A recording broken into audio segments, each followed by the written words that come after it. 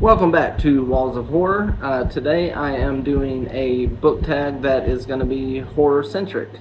This is the hard books tag or difficult books tag. It was not started as a book tag, but it sort of is now. There are not prompts. It was created by Paul at the Accidental Bookseller, and I was tagged in it by Cliff over at Cliff's Dark Gems.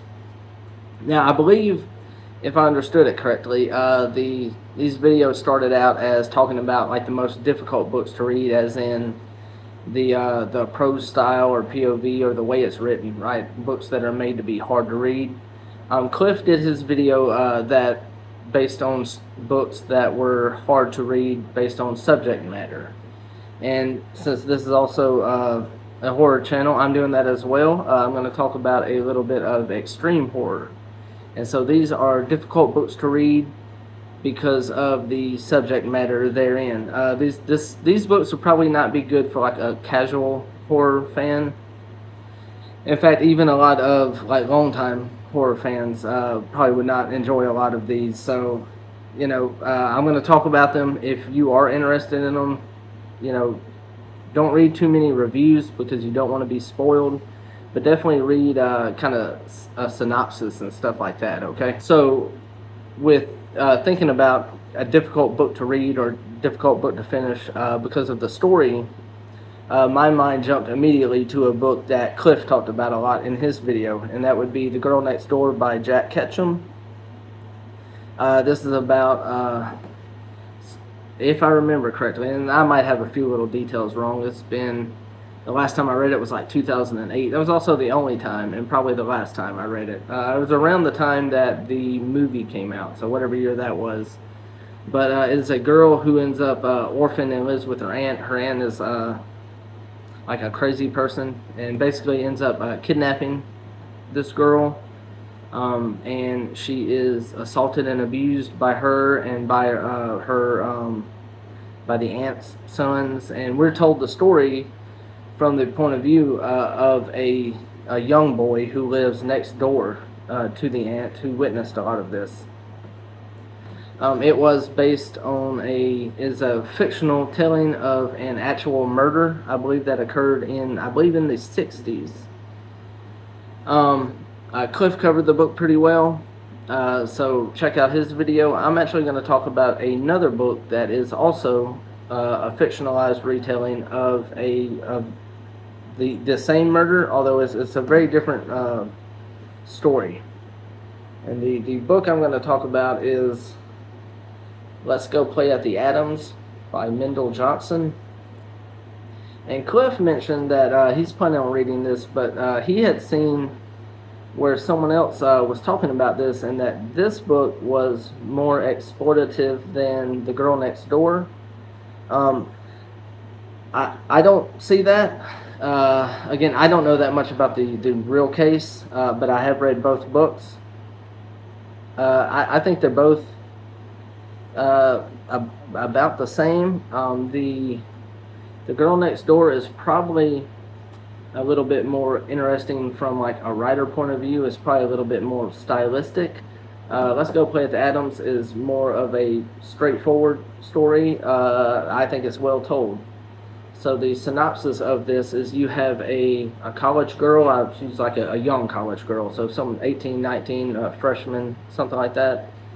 And so she gets a job babysitting the children of like this rich couple at their huge house out on a lake. And so her job is basically a governess, pretty much, or she's babysitting them for the summer. The parents are going out of town for like 2 months or something like that. And so she has the 2 or 3 kids of them, and then the neighbor kids also come over and play all the time. And she wakes up one morning and she cannot get out of bed. She has fallen asleep. If I remember correctly, they might have put something in her drink so she slept harder, or maybe she was just a hard sleeper. I don't remember. But she is tied to the bed and she cannot get out.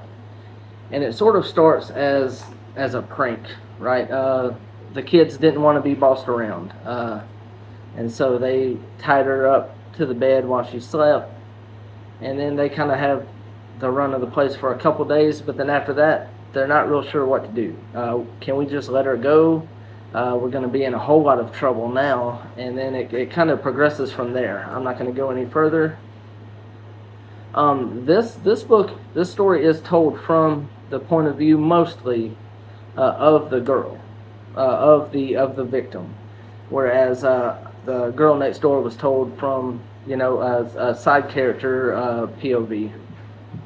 Now, once she is captured, the vast majority of the time she's just upstairs tied down or tied into a chair, as you see here. So it does jump into the heads of a couple of the kids for short periods, and you kind of see like the older kids, we can't let her go now, and the young girl that thought it was funny and just went along now thinks maybe we should just let her go and cry and say we're sorry, but she has to do what her older brother and the older kids say.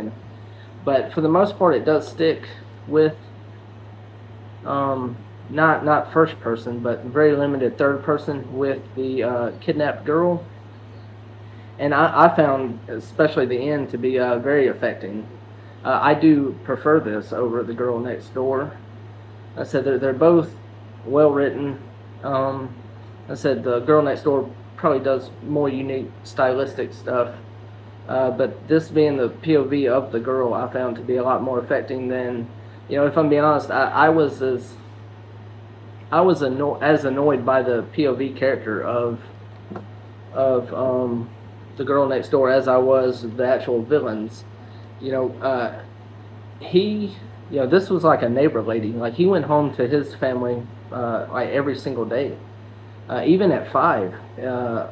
I would have known to run away and tell somebody. I would not have stood there all summer and watched this girl be tortured to death, like you see in the girl next door. So I always had a hard time conceptualizing that, because I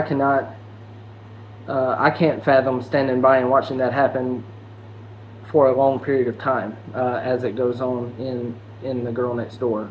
So I was more angry at the POV character of the girl next door, whereas being in the head of the victim here, I felt a lot more concern for her.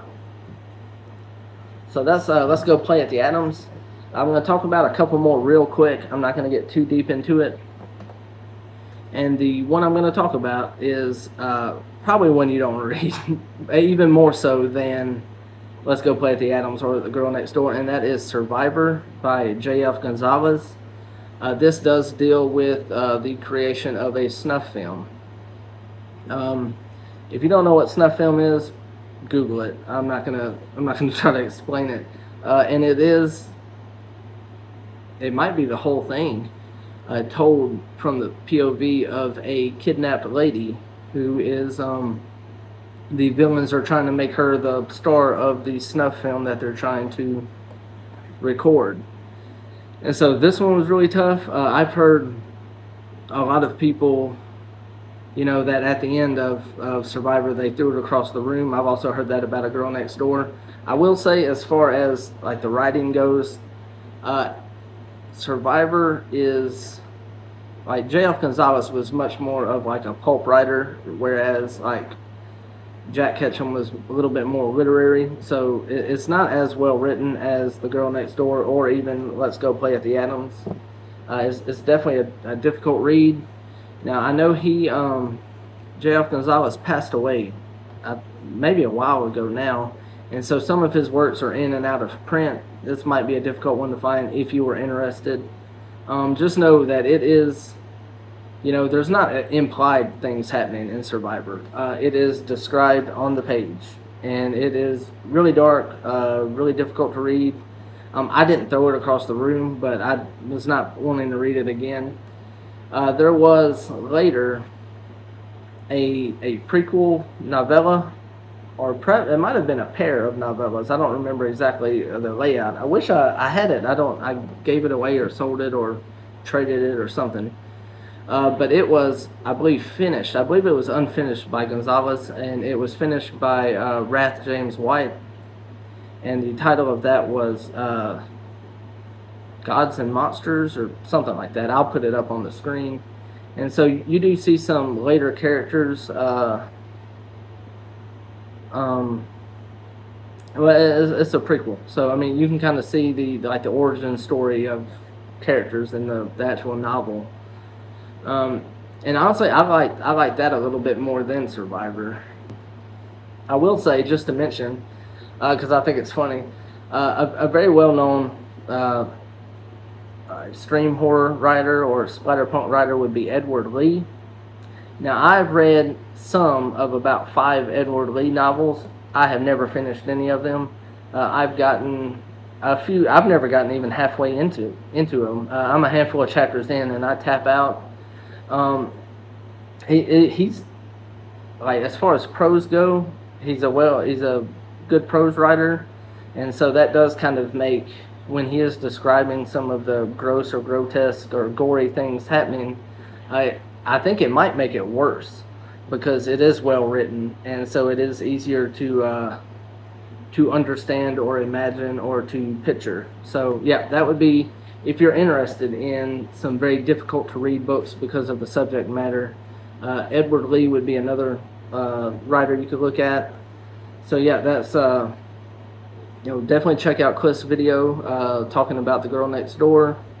I think I've heard before, this kind of being put down, but unless I really missed something or I'm misremembering, I thought Let's Go Play at the Adams was pretty well done.